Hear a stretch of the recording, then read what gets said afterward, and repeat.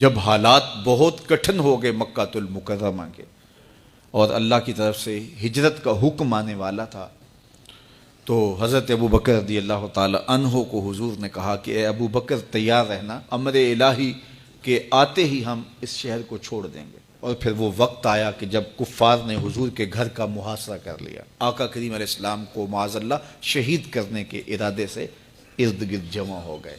आका करीम अलैहिस्सलाम ने हाथ में खाक पकड़ी और सूरा यासीन पढ़ते हुए उनकी आंखों में झोंकते हुए हुजूर गुजर गए और उन्हें पता भी ना चला। और वो मकान का मुहासरा किए सारी रात खड़े रहे।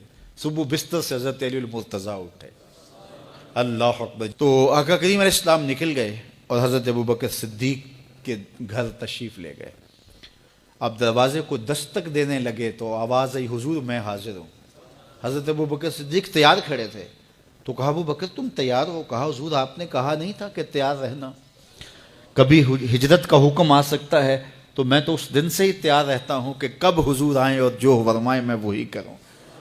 और फिर वहाँ से लेके हुजूर को वहाँ तक गए और जबल सौर की चोटी पर वो गार है, अल्लाह अकबर। उस गार में जाने से कबल हुजूर को बाहर बैठने का कहा। अर्ज़ की हुजूर ज़रा मैं गार के अंदर के माहौल का जायज़ा ले लूँ।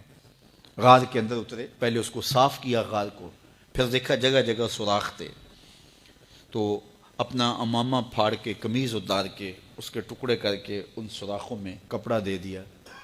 2 सुराख एक रिवायत के मुताबिक और एक रिवायत के मुताबिक 1 सुराख बच गया, उसमें अपनी एड़ी रख दी और फिर आवाज़ दी जाने आलम अंदर तशरीफ़ लाइए। तो आका करीम अलैहिस्सलाम गार में चले गए तो सैयदना सिद्दीक़ अकबर रज़ियल्लाहु ताला अन्हु ने अपनी गोद में आपका सर रखा और हुजूर लेट गए। अल्लाह अकबर, क्या मंजर होगा। सिद्दीक़ अकबर ने हुजूर को देखा और जी भर के देखा और ऐसा देखा कि कोई और शरीक भी नहीं था। ये वाक़या हज़रत सैयदना उमर से रिवायत है, कुतुब सिहा में है। और हज़रत उमर रज़ियल्लाहु ताला अन्हु ये बात बयान करते हुए रो पड़े और आप कहा करते थे कि अबू बकर ये गार वाली नेकी मुझे दे दें और मेरी सारी ज़िंदगी की नेकियां ले लें। अल्लाह अकबर। तो हुजूर अलैहिस्सलाम हज़रत अबू बकर सिद्दीक़ की आगोश में हैं। अब हुआ क्या कि सांप ने जब हर रास्ता मसदूद पाया तो खैर वो उस रास्ते पे पहुंचा जहां इंसानी गोश्त नज़र आया, तो सांप ने फिर डंग लगाया। सांप का डंग अचानक, तो इंसान तो कप कपा के रह जाता है, अचानक तो चींटी काट जाए तो इंसान कप कपा के रह जाता है, छिपकली गिर जाए अचानक तो बंदा अपने वजूद को जो है वो मुतवाज़न नहीं रख पाता। तो नीचे से सांप और वो डंग लगा रहा है।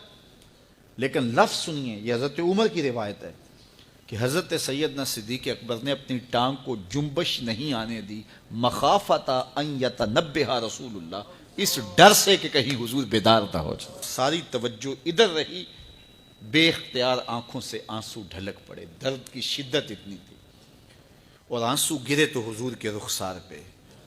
आका करीम बेदार हो गए। बेदार होते ही मेरे हुजूर ने कहा, मालका या अबू बकर, अबू बकर क्या हुआ? तो ये होती है हंगामी सूरत हाल। हंगामी सूरत हाल में किसी को पुकारें या किसी को कोई जवाब दें तो मुरवजा आदाब की रियायत के साथ जो लफ्ज़ बोले जाते हैं वो तर्क करने पड़ते हैं। इस माइक में करंट था तो मैं करीब होने लगा, तो आपने मुझे मुतनब्बे करना था। तो मेरे साथ आप बहुत प्यार करते हैं, बहुत मोहब्बत करते हैं, तो आपने अगर मुझे ये बताना हो कि इसमें करंट है और अगर आपने मुंह करीब कर लिया तो आपको नुकसान पहुंच सकता है, तो मेरे नाम के साथ 20 अलकाब लेंगे आप? नहीं लेंगे। आप जल्दी जल्दी जो है वो मुझे कहेंगे जनाब यहाँ करंट है, तो मैं यहीं से रुक जाऊँगा। ये तो है कि आप मेरे लिए कर रहे हैं, और अपने लिए किसी को पुकारें तो फिर भी यही बात है। अल्लाह अकबर। अब हुजूर ने जब कहा ना मालका या अबू बकर, अबू बकर क्या हुआ, तो अब हंगामी सूरत हाल थी ना, तो फौरन कहते लुदेख तो डसा गया, मुझे सांप ने डस लिया, फौरन ये कहते ना। लेकिन हज़रत अबू बकर तेरी मोहब्बत पे कुर्बान, कायनात में आपने ऐसा आशिक नहीं देखा होगा। सांप डंग पे डंग लगा रहा है और टांग शल हो गई है, जहर सरायत कर गया है। हज़रत अबू बकर ने जवाब दिया, लुदेगतो फिदा का उम्मी व अबी या रसूल अल्लाह, हुजूर मेरी माँ भी आपके कदमों पे कुर्बान, मेरा बाप भी आपकी राहों पे नछावर, मुझे सांप ने डस लिया है। तो इस मुश्किल वक्त के अंदर भी अदब का करीना नहीं छोड़ा।